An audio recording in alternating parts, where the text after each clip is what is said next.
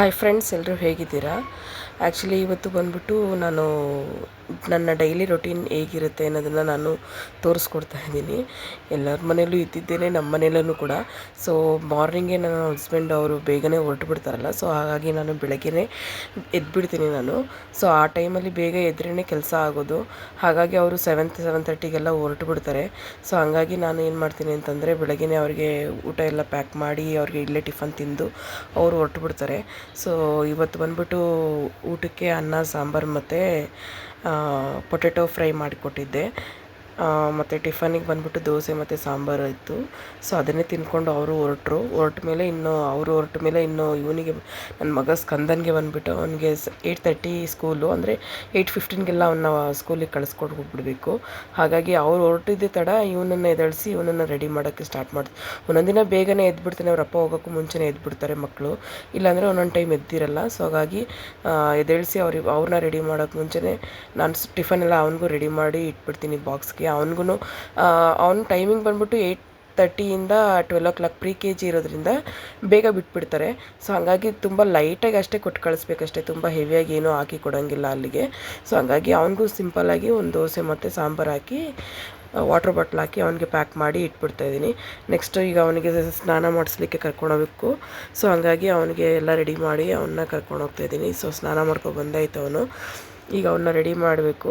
ಬೇಗ ಬೇಗ ಟೈಮೇ ಇರೋದಿಲ್ಲ ಆ್ಯಕ್ಚುಲಿ ಹೇಳಬೇಕು ಅಂತಂದರೆ. ಪಕ್ಕದಲ್ಲೇ ಸ್ಕೂಲ್ ಇರೋದಾದ್ರೂ ಕೂಡ ಟೈಮ್ ಇರೋದಿಲ್ಲ. ಬೇಗ ಬೇಗ ರೆಡಿ ಮಾಡಿ ಅವನ್ನ ಸ್ಕೂಲಿಗೆ ಕಳಿಸ್ಬೇಕು. ನಾವು ತುಂಬ ದೂರಕ್ಕೆ ಹಾಕಿದ್ರೆ ಎಲ್ಲಿ ನಮಗೂ ಕಷ್ಟ ಆಗುತ್ತೆ, ಇನ್ನೊಂದು ಚಿಕ್ಕ ಮಗು ಇರೋದ್ರಿಂದ ಅಂತೇಳಿ ನಾನು ಪಕ್ಕದಲ್ಲೇ ಅವನ್ನ ಸ್ಕೂಲಿಗೆ ಸೇರಿಸಿದ್ದೀನಿ. ಏನಿಲ್ಲ, ಒಂದು ಜಸ್ಟ್ ಒಂದು 200 ಕಿಲೋಮೀಟ್ರ್ ಅಷ್ಟೇ, ಇಲ್ಲಿಂದ ಒಂದು 5 ಮಿನಿಟ್ಸ್ ಅಷ್ಟೇ, ಜಾಸ್ತಿ ಏನಿಲ್ಲ. ಹಾಗಾಗಿ ಬೇಗನೆ ಅವನ್ನ ಕರ್ಕೊಂಡೋಗಿ ಸ್ಕೂಲಿಗೆ ಬಿಡ್ಬೋದು ಅನ್ನೋ ಉದ್ದೇಶದಿಂದ ನಾವು ಪಕ್ಕದಲ್ಲೇ ಸ್ಕೂಲ್ಗೆ ಹಾಕಿದ್ದೀನಿ. ಅವನ್ನ ರೆಡಿ ಮಾಡೋದ್ರಲ್ಲಿ ಅವನು ಸ್ವಲ್ಪ ಬೆಳಗ್ಗೆ ಅಂತಂದರೆ ನಮ್ಗೆ ಗೊತ್ತಲ್ಲ, ಯಾಕೆಂದರೆ ಸ್ವಲ್ಪ ಹುಷಾರು ಬೇರೆ ಇಲ್ಲ ಅವನಿಗೆ. ಸೊ ಹಂಗಾಗಿ, ಏಕೆಂದರೆ ಎಕ್ಸಾಮ್ಸ್ಗಳು ಸ್ಟಾರ್ಟ್ ಆಗ್ತಾ ಇರೋದ್ರಿಂದ ಲೀವ್ಗಳ್ನ ಹಾಕ್ಸಿದ್ರು ಕೂಡ ಟೀಚರ್ ಇದು ಮಾಡ್ತಾರೆ. ಹಾಗಾಗಿ ಸ್ಕೂಲ್ಗೆ ಹೋಗಿ ಬರಲಿ ಪರವಾಗಿಲ್ಲ ಅಂತ ಹೇಳ್ಬಿಟ್ಟು ನಾನು ಬೇಗ ಬಿಟ್ಬಿಡ್ತಾರಲ್ಲ ಅಂತ ಆ ಉದ್ದೇಶದಿಂದ ಕಳಿಸ್ಕೊಡ್ತಾಯಿದ್ದೀನಿ ಅವನನ್ನು. ನನ್ನ ಮಗಳು ಬಂದ್ಬಿಟ್ಟು ಮಲ್ಕೊಂಡಿದ್ದಾಳೆ ಇನ್ನು. ಅವಳಿಗೂ ಸ್ವಲ್ಪ, ಎಲ್ರಿಗೂ ಸ್ವಲ್ಪ ಕೋಲ್ಡು ಆ ಥರ ಎಲ್ಲ ಸ್ಟಾರ್ಟ್ ಆಗಿತ್ತು.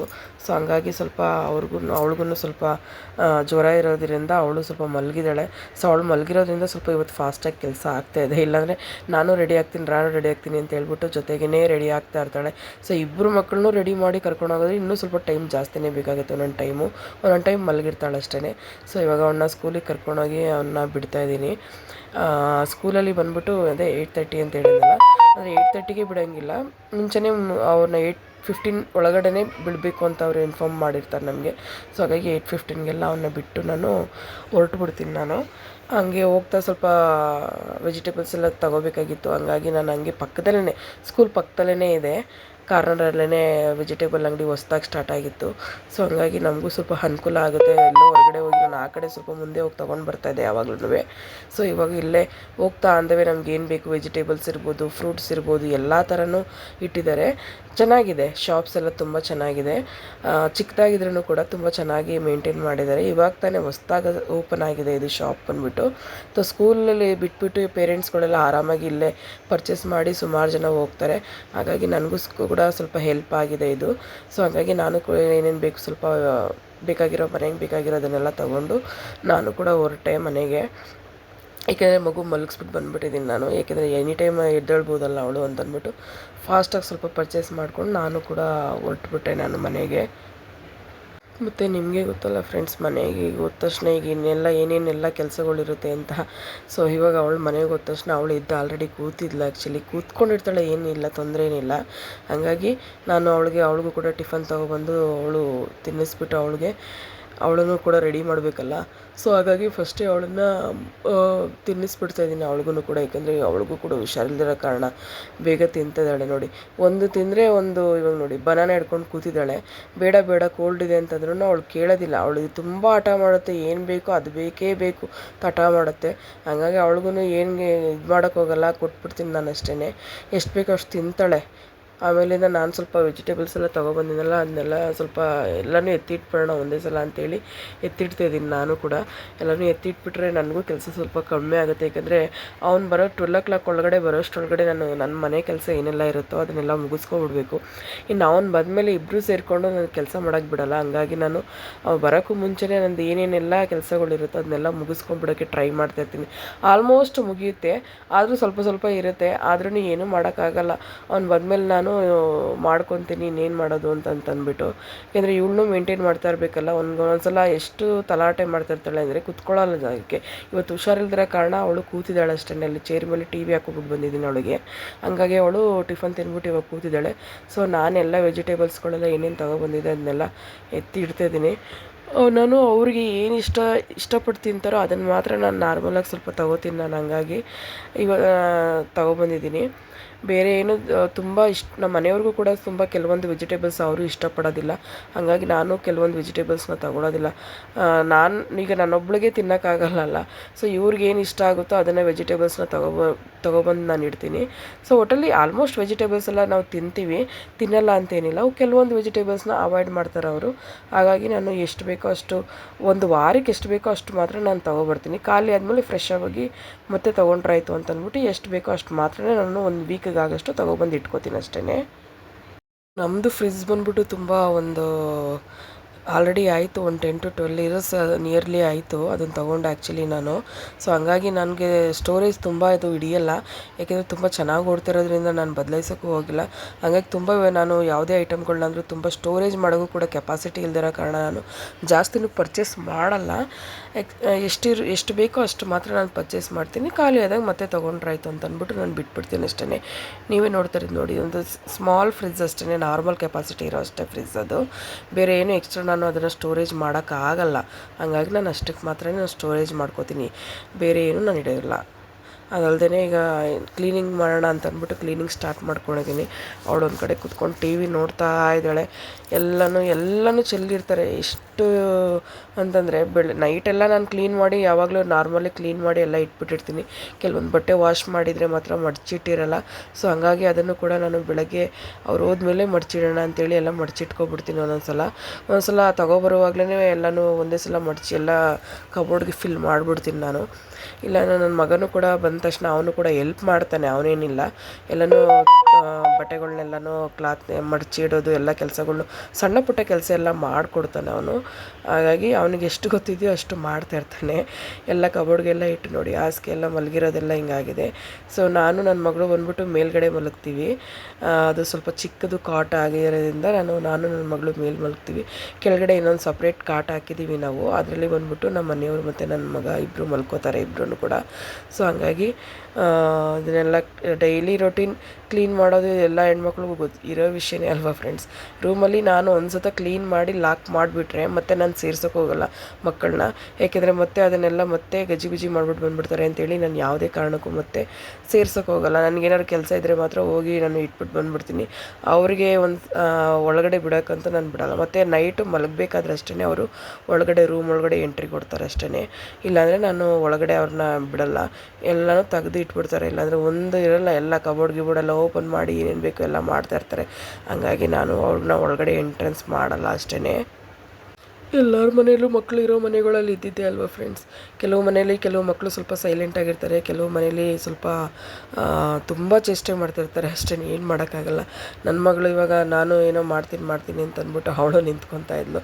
ಸರಿ ನಿನ್ಗೆ ಹುಷಾರಿಲ್ಲ ಹೋಗು ಅಂತಂದ್ಬಿಟ್ಟು ನಾನು ಅವಳನ್ನ ಕೂರಿಸಿದ್ದೀನಿ, ಮತ್ತೆ ಸಮಾಧಾನ ಮಾಡಿ ಕೂರಿಸ್ಬಿಟ್ಟು ಮತ್ತೆ ಕೆಲಸ ಸ್ಟಾರ್ಟ್ ಮಾಡ್ತಾಯಿದ್ದೀನಿ. ನನಗೂ ಟೈಮ್ ಹೋಗ್ತಾ ಇರುತ್ತೆ. 12 ಗಂಟೆ ಒಳಗಡೆ ಎಲ್ಲ ಕೆಲಸ ಮುಗಿಸ್ಬೇಕು, ನಾನು ರೆಡಿ ಆಗಬೇಕು. ಮತ್ತು ಟಿಫನ್ ಎಲ್ಲ ನಾನು ಇನ್ನೂ ತಿಂದಿರಲಿಲ್ಲ. ನಾನು ಎಲ್ಲ ಕೆಲಸ ಮುಗಿಸ್ಕೊಂಡಾದ್ಮೇಲೆ ತಿಂದ್ರೇ ನನಗೂ ಒಂಥರ ಏನು ಅನಿಸುತ್ತೆ, ನಾವು ಎಲ್ಲ ಕೆಲಸ ಮುಗಿಸಿ ಫ್ರೆಶ್ ಅಪ್ ಆದಮೇಲೆ ಸ್ವಲ್ಪ ನಮಗೂ ಫ್ರೆಶ್ನೆಸ್ ಇರುತ್ತಲ್ಲ. ಸೊ ಹಂಗಾಗಿ ನಾನು ಎಲ್ಲ ಕೆಲಸಗಳ್ನೆಲ್ಲ ಮುಗಿಸ್ಬಿಟ್ಟು ಆಮೇಲಿಂದ ನಾನು ಟಿಫನ್ ಎಲ್ಲ ತಿಂತೀನಿ. ಅಷ್ಟೊತ್ತಿಗೆ ಆಲ್ಮೋಸ್ಟ್ ಆಗಿರುತ್ತೆ, ಒಂದು 10-10:30ವರೆಗೂ ಆಗಿರುತ್ತೆ. ಸೊ ಆ ಟೈಮಲ್ಲಿ ನಾನು ಎಲ್ಲ ಮುಗಿಸಾದ್ಮೇಲೆ ಅವಳನ್ನ ಏನಾದರೂ ಮಲ್ಕೋಬೇಕು ಅಂತ ಹೇಳಿದ್ರೆ ಇನ್ನೊಂದ್ಸಲ ಅವಳನ್ನ ಮಲಗಿಸ್ಬಿಡ್ತೀನಿ. ನಾನು ಫ್ರೆಶ್ ಅಪ್ ಮಾಡಿಬಿಟ್ಟು ಅವಳನ್ನು ಮಲಗಿಸ್ಬಿಡ್ತೀನಿ. ಏಕೆಂದರೆ ಅವಳು ಬೆಳಗ್ಗೆನೇ ಎದ್ದಿರ್ತಾಳಲ್ವಾ. ಹಂಗಾಗಿ ನಾನು ಮತ್ತೆ ಒಂದು 10:30 11 ಹಂಗೆ ಅವಳನ್ನ ಮತ್ತೆ ಮಲಗ್ಸೋಕ್ಕೆ ಸ್ವಲ್ಪ ಟೈಮ್ ತೊಗೊಳುತ್ತೆ. ಹಂಗಾಗಿ ಅವನ್ನ ಮಲಗಿಸ್ಬಿಡ್ತೀನಿ. ನನ್ನ ಮಗನ ಮತ್ತೆ ಕರ್ಕೊಂಡೋಗಿ ಬಂದೆ. ಅವನಿಗೆ ಸ್ವಲ್ಪ ಹುಷಾರಿರಲಿಲ್ಲ, ಹಂಗೆ ಬಂದು ಮಲ್ಕೊಂಡ್ಬಿಟ್ಟ ಅವನು. ಊಟ ಬೇಡ ಏನೂ ಬೇಡ ಅಂತಂದ. ಹಂಗಾಗಿ ಮತ್ತೆ ಅವ್ರಿಗೆ ಮಲಗಿಸ್ಬಿಟ್ಟೆ. ಮತ್ತು ಈಗ ಸಂಜೆ ಎದ್ದು ಇವಾಗ ಹಾಲು ಕಾಯಿಸಿ ಅವಳು ನೋಡಿ ಪ್ರತಿದಿನ ಹಾಲು ಒಂದು ಕಾಯಿಸ್ಬೇಕು ಅಂತಂದರೆ ಬಂದು ಅವಳೇ ಕುತ್ಕೊಂಡ್ಬಿಡ್ತಾಳೆ. ಕೂತ್ಕೊಂಡು ಹಾಲೆಲ್ಲ ಕಾಯಿಸಿ ಅವಳೇ ಎಲ್ಲ ಎತ್ಕೊಂಡೋಗೋವರೆಗೂ ಬಿಡಲ್ಲ. ಹಾಗಾಗಿ ಹಾಲನ್ನೆಲ್ಲ ಕಾಯಿಸಿ ಇಬ್ರಿಗೂ ಕೊಟ್ಟು ನಂದೇನಾದ್ರು ಅವತ್ತಿಂದು ವಾರಗಳೇನಾರು ಇದ್ದರೆ ನಾನು ಪೂಜೆ ಏನಾರು ಇದ್ದರೆ ಹಾಲು ಕೊಟ್ಬಿಟ್ಟು ನಾನು ಪೂಜೆಗೆ ಕೂತ್ಕೋತೀನಿ. ಇಲ್ಲಾಂದರೆ ನಾನು ಪೂಜೆ ಮಾಡೋಕ್ಕೂ ಅವ್ರು ಬಿಡೋದಿಲ್ಲ. ಹಂಗಾಗಿ ನಾನು ಆ ಥರ ಮಾಡ್ತೀನಿ ಅಷ್ಟೇ. ಆಮೇಲೆ ಬಟ್ಟೆಗಳೆಲ್ಲ ಒಗ್ದಾಕಿದ್ನಲ್ಲ, ಸೊ ಹಂಗಾಗಿ ಅದನ್ನು ನಾನು ಆ್ಯಕ್ಚುಲಿ ನಮ್ಮ ಮನೆಯವ್ರ ಬಟ್ಟೆಗಳನ್ನೆಲ್ಲ ಮಿಷಿನಲ್ಲಿ ನಾನು ವಾಶ್ ಮಾಡ್ಕೋತೀನಿ. ನಂದು ನನ್ನ ಮಕ್ಕಳದೆಲ್ಲ ಬಂದ್ಬಿಟ್ಟು ನಾನು ಹ್ಯಾಂಡ್ ವಾಶೇ ಮಾಡೋದು, ಎವ್ರಿಡೇ ಹ್ಯಾಂಡ್ ವಾಶ್ ಮಾಡಿಬಿಡ್ತೀನಿ ನಾನು. ಇದರ ಮಿಷಿನಲ್ಲಿ ನನಗೆ ಅಷ್ಟು ಸ್ಯಾಟಿಸ್ಫ್ಯಾಕ್ಷನ್ ಇರೋಲ್ಲ. ಸೊ ಹಂಗಾಗಿ ನಾನು ಮಿಷಿನ್ಗಿಂತ ಇದರಲ್ಲೇ ಕೈಯಲ್ಲೇ ವಾಶ್ ಮಾಡಿ ಹಾಕ್ಬಿಟ್ಟಿರ್ತೀನಿ. ಸೊ ಸಂಜೆ ಅದನ್ನೆಲ್ಲ ತೊಗೊಬಂದು ಎಲ್ಲ ಇದು ಮಾಡ್ಕೊತೀನಿ. ಮತ್ತು ಅಷ್ಟೊತ್ತಲ್ಲಿ ಇವರು ನಾವು ಓದ್ಕೋತೀನಿ ಅಂತ ಹೇಳ್ಬಿಟ್ಟು ಓದ್ಕೋತಾ ಇದ್ದಾರೆ. ಅವಳಿಗೂ ಕೂಡ ಹೇಳ್ಕೊಡ್ತಾ ಇದ್ದಾನೆ. ಅವಳು ಕೂಡ ಅದನ್ನು ಹೇಳಿಸ್ಕೊಂಡು ಅವ್ರ ಅಣ್ಣನ ಹತ್ರ ಕಲ್ತ್ಕೋತಾ ಇದ್ದಾಳೆ. ಹೇಳ್ತಾಳೆ ಎಲ್ಲನೂ ಆಲ್ಮೋಸ್ಟ್ ಅವ್ನ ಬುಕ್ಕಲ್ಲಿರೋದು ಆಲ್ಮೋಸ್ಟ್ ಅವಳು ಕೂಡ ಕಲ್ತ್ಕೊಂಡಿದ್ದಾಳೆ. ಅವಳು ಓದ್ಕೊಂಡು ತಪ್ಪೇನಾದರೂ ಅವ್ರ ಅಣ್ಣ ತಪ್ಪು ಹೇಳಿದ್ರೂ ಕೂಡ ಅವಳೇ ಸರಿ ಮಾಡ್ತಾಳೆ. ಒಂದ್ಸಲ ಹಿಂಗಲ್ಲ ಹಂಗೆ ಅಂತಂದ್ಬಿಟ್ಟು ಸರಿ ಮಾಡ್ತಾಳೆ. ಸೊ ಆ ಥರ ಎಲ್ಲ ಇಬ್ರದ್ದು ಚೇಷ್ಟೆಗಳಿರುತ್ತೆ. ಒಟ್ಟಲ್ಲಿ ಒಂದೇ ಸೈಲೆಂಟಾಗಂತೂ ಇರಲ್ಲ, ಆಡ್ತಾನೇ ಇರ್ತಾರೆ ಅಷ್ಟೇ. ಸೊ ನಾನು ಬಟ್ಟೆಗಳಿತ್ತಲ್ಲ ಎಲ್ಲ ಮಡಚಿ ಒಂದು ಕಡೆ ಇಟ್ಬಿಟ್ರೆ ಒಂದೊಂದು ಸಲ ಟೈಮ್ ಇರುತ್ತೆ. ಒಂದೊಂದು ಸಲ ಏನಾದ್ರು ಬೆಳಗ್ಗೆನೇ ಅಡುಗೆ ಎಲ್ಲ ಆಲ್ಮೋಸ್ಟ್ ಸಾಂಬಾರು ಅದು ಇದು ಏನಾರು ಇದ್ದರೆ ಸ್ವಲ್ಪ ಟೈಮ್ ಸಿಗುತ್ತೆ ನನಗೆ. ಇಲ್ಲ ಅಂತಂದರೆ ಸಂಜೆ ಏನಾದರೂ ಮತ್ತೆ ಪ್ರಿಪೇರ್ ಮಾಡಬೇಕು ಅಂದರೆ ಸ್ವಲ್ಪ ಕೆಲಸ ಇದ್ದರೆ ಬಟ್ಟೆಗಳನ್ನೆಲ್ಲ ಹಾಗೆ ಎತ್ತಿಟ್ಟಿರ್ತೀನಿ. ಆದರೆ ನಾಳೆ ಬೆಳಗ್ಗೆ ನಾನು ಮಡಚಿ ಕಬೋರ್ಡ್ಗೆ ಹಾಕ್ತೀನಿ.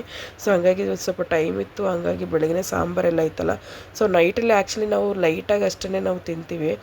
ಟಿಫನ್ ಐಟಮ್ ಏನಾದ್ರು ಮಾಡಿರ್ತೀನಿ, ಮತ್ತು ರೈಸ್ ಸ್ವಲ್ಪ ಇಟ್ಟಿರ್ತೀವಿ ಅಷ್ಟೇ. ಸೊ ಹಂಗಾಗಿ ನಮ್ಮ ಮನೇಲಿ ಮಕ್ಕಳು ಕೂಡ ಯಾವಾಗಲೂ ದೋಸೆ ಇಡ್ಲಿ ಆ ಟೈಪೇ ಕೇಳ್ತಾರೆ ಲೈಟಾಗಿ. ಅನ್ನ ಜಾಸ್ತಿ ತಿನ್ನೋಕ್ಕೆ ಇಷ್ಟಪಡಲ್ಲ ಅವರು. ಸೊ ಹಂಗಾಗಿ ಅವ್ರು 3 ಹೊತ್ತು ಇಡ್ಲಿ ದೋಸೆ ಕೊಟ್ಟರು ಕೂಡ ತಿಂತಾ ಇರ್ತಾರೆ. ಮಗಳಿಗೆ ಬಂದುಬಿಟ್ಟು ಇಡ್ಲಿ ಇಡ್ಲಿ ಇಡ್ಲಿ ಇಡ್ಲಿ ಅಂತ ಇರ್ತಾಳೆ. ನನ್ನ ಮಗ ಯಾವಾಗಲೂ ದೋಸೆ ದೋಸೆ ಅಂತ ಇರ್ತಾರೆ. ಇಬ್ರಿಗೂ ಒಂದೊಂದು ಥರ ಮಾಡ್ಕೊಡೋಲ್ಲ. ಹಂಗೂ ಸಮಾಧಾನ ಮಾಡಿ ಇಬ್ಬರಿಗೆ ಏನು ಮಾಡಿ ನಾನು ಕೊಡ್ತೀನಿ. ಸೊ ಅದಕ್ಕೆ ಇಡ್ಲಿಗೆ ದೋಸೆ ಬೇಕು ಅಂತಂದರು. ಹಂಗಾಗಿ ದೋಸೆ ಇಡ್ಲಿ ಏನಾದರೂ ಇರಲಿ ಪರವಾಗಿಲ್ಲ ಮಾಡ್ತೀನಿ. ಅದಕ್ಕೆ ಇವಾಗ ಲೈಟಾಗಿ ಸ್ವಲ್ಪ ಚಟ್ನಿ ಆಡಿಸ್ಬಿಡೋಣ. ಸಾಂಬಾರಿತ್ತು, ಬೆಳಗ್ಗೆ ಮಾಡಿರೋ ಸಾಂಬಾರಿತ್ತಲ್ಲ, ಸೊ ಹಂಗಾಗಿ ಚಟ್ನಿ ಆಡಿಸ್ಬಿಡೋಣ ಅಂತ ಹೇಳ್ಬಿಟ್ಟು ಸ್ವಲ್ಪ ಚಟ್ನಿ ಆಡಿಸೋಕ್ಕೆ ರೆಡಿ ಮಾಡ್ಕೊಂಡಿದ್ದೀನಿ. ಈ ಮಾಮೂಲಿ ತೆಂಗಿನಕಾಯಿ ಚಟ್ನಿ ಅಷ್ಟೇ ಮಾಡಿದ್ದೀನಿ, ಬೇರೆ ಏನಿಲ್ಲ. ಯಾಕೆಂದರೆ ನನ್ನ ಮಗ ಚಟ್ನಿನೇ ಮಾಡಿಕೊಡು ಅಮ್ಮ ಅಂತಂದ. ಸೊ ಹಂಗಾಗಿ ಚಟ್ನಿನೇ ಮಾಡ್ತೀನಿ. ಅವ್ನಿಗೆ ಯಾವಾಗಲೂ ದೋಸೆ ಚಟ್ನಿ ಇಲ್ಲ ಸಾಂಬಾರು ಇದ್ದರೆ ಸಾಕು, ಅವ್ನಿಗೆ ಬೇರೆ ಇನ್ನೇನು ಬೇಕಾಗಿಲ್ಲ. ಅದು ಮಾತ್ರ 3 ಟೈಮ್ಸ್ ಕೊಟ್ಟರು ತಿಂತಾನೇ ಇರ್ತಾನೆ ಅವನು. ಸೊ ಹಂಗಾಗಿ ಸ್ವಲ್ಪ ಚಟ್ನಿ ಆಡಿಸಿ ಅವರಿಬ್ರಿಗೂ ಊಟ ಹಾಕೊಳ್ಳೋಣ ಅಂತೇಳ್ಬಿಟ್ಟು ಒಂದು 7:30 ಇಲ್ಲ 8 ಒಳಗಡೆ ಊಟ ಎಲ್ಲ ಮಾಡಿಬಿಡ್ತಾರೆ ಅವರಿಬ್ರದ್ದು ಊಟ ಮುಗಿಸ್ಕೊಂಡು. ಏಕೆಂದರೆ ಅವ್ರ ಅಪ್ಪ ಬರೋಕ್ಕೂ ಮುಂಚೆ ಅವ್ರಿಗೆ ಊಟ ಮಾಡಿಸ್ಬಿಡ್ತೀನಿ ನಾನು. ಅವ್ರು ಬಂದಮೇಲೆ ನಮಗೆ ಊಟ ಮಾಡೋಕ್ಕೆ ಬಿಡಲ್ಲ. ಅದಕ್ಕೋಸ್ಕರ ಅವರಿಬ್ರನ್ನ ನಾನು ಫಸ್ಟೇ ಮುಗಿಸ್ಬಿಟ್ರೆ ಆಮೇಲೆ ಕುತ್ಕೊಂಡು ಏನಾರು ಆಟ ಆಡ್ಕೊತಿರ್ತಾರೆ ಅಂತ ಹೇಳ್ಬಿಟ್ಟು ಅವರಿಬ್ರಿಗೂ ಊಟ ಬಡಿಸ್ಕೊಟ್ಬಿಟ್ರೆ ತಿಂತಾರೆ. ಅವ್ರ ಪಾಡಿಗೆ ಅವ್ರು ತಿಂತಾರೆ. ನಾನೇ ತಿನ್ನಿಸ್ಬೇಕು ಅಂತೇನಿಲ್ಲ. ನನ್ನ ಮಗಳಿಗೆ ಮಾತ್ರ ಸ್ವಲ್ಪ ನಾನು ತಿನ್ನಿಸ್ಬೇಕು.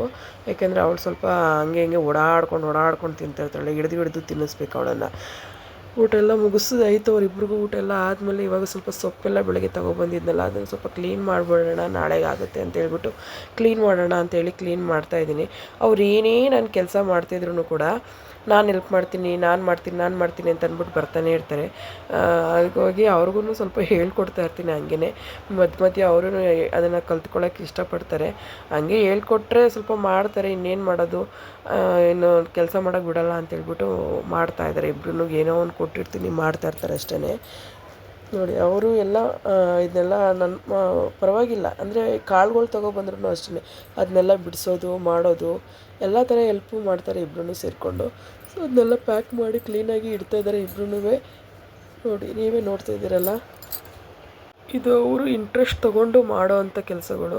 ನಾವು ಕೂಡ ಅವರನ್ನು ಸ್ವಲ್ಪ ಎಂಗೇಜ್ ಮಾಡ್ತಾಯಿದ್ರೆ ಕೆಲಸಗಳಲ್ಲಿ ಅವರು ಬೇರೆ ಕಡೆ ಕಾನ್ಸಂಟ್ರೇಷನ್ ಮಾಡ್ದೇ ನಮಗೆ ಸ್ವಲ್ಪ ಹೆಲ್ಪ್ ಮಾಡ್ತವೆ. ಮತ್ತು ಅವುಗಳು ಕಲ್ತ್ಕೋತವೆ ಅಷ್ಟೇ.